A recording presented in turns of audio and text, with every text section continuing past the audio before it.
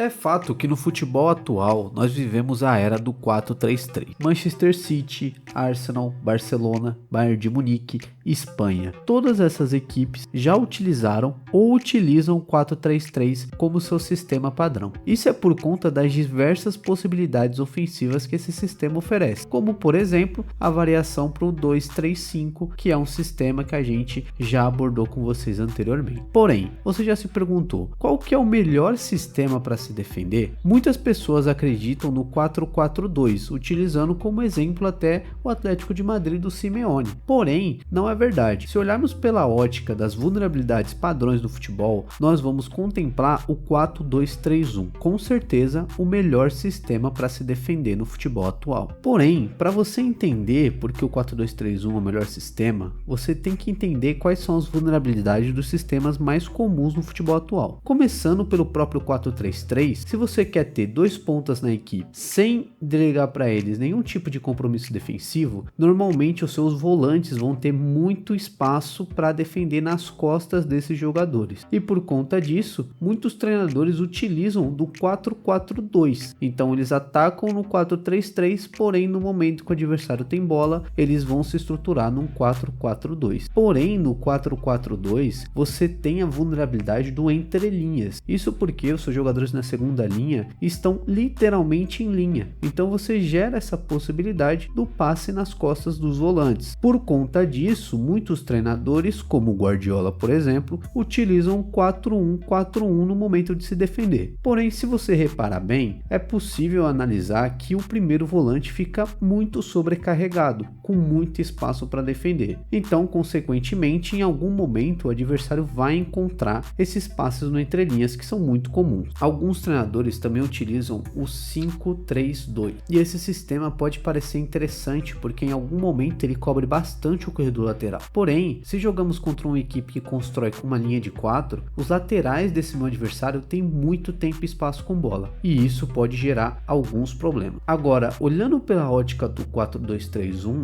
a gente repara que os pontas, entre aspas, na verdade são meias que baixam para ajudar na recomposição defensiva. E por conta disso, eles conseguem cobrir esse espaço no corredor lateral sem gerar vulnerabilidades para sua equipe. Além disso, o 4-2-3-1 conta com uma dupla de volantes e não somente um volante como é o 4-1-4-1. Então esses dois jogadores conseguem distribuir bem as obrigações defensivas, fazendo coberturas e garantindo que o espaço entre as linhas vai ser protegido. Uma vulnerabilidade que vai ser comum em qualquer sistema é o fato das costas da última linha estar vulnerável. Isso varia de acordo com a altura do bloco que a minha equipe está propondo ou também pela qualidade defensiva dos meus atacantes. Se a gente olha o Liverpool, por exemplo, que tem jogadores como Gakpo, Salah, Luiz Dias, que são extremamente pressionantes, isso é bem aliviado, porque esses jogadores conseguem pressionar os zagueiros, conseguem pressionar os laterais, de modo que não existe bola descoberta, pelo menos não na maior parte da partida. Então, através disso, é quase impossível que o lateral ou que o zagueiro encontre esse passe nas costas da última linha.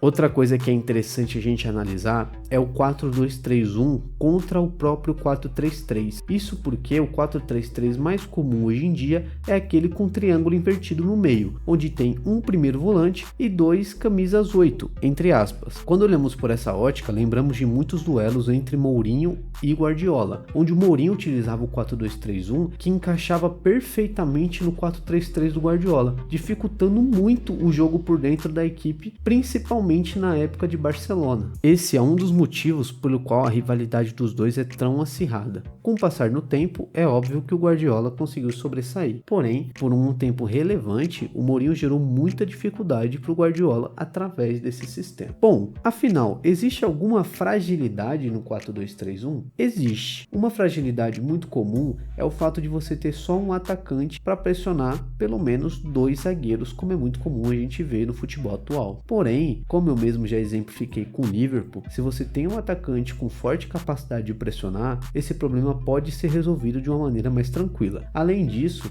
o 4-2-3-1 permite a variação temporária para o 4-4-2 e para o próprio 4-3-3 a depender do comportamento do camisa 10. Isso facilita para variações táticas durante a partida. Muito se teoriza que a baixa utilização da formação do 4-2-3-1 por parte dos treinadores é por conta da possibilidade ofensiva que outros sistemas entregam, como por exemplo o próprio 4-3-3. Isso porque o 4-3-3 permite outras variações táticas, como por exemplo o 3-4-3 e o 3-2-5, sistemas que estão ficando muito conhecidos pela grande capacidade ofensiva que normalmente os treinadores que o utilizam apresentam. E se você quer dominar a análise tática e entender as estratégias por trás das mentes dos grandes treinadores, conheça o curso de Sistemas Táticos do Laboratório do Futebol. Um curso completo onde você vai entender como funciona cada sistema tático, suas qualidades e suas vulnerabilidades. E somente quem é inscrito no canal Centro do Jogo terá 20% de desconto no cupom CDJ20. Acesse agora mesmo o link na descrição, faça sua matrícula com desconto e domine a análise tática.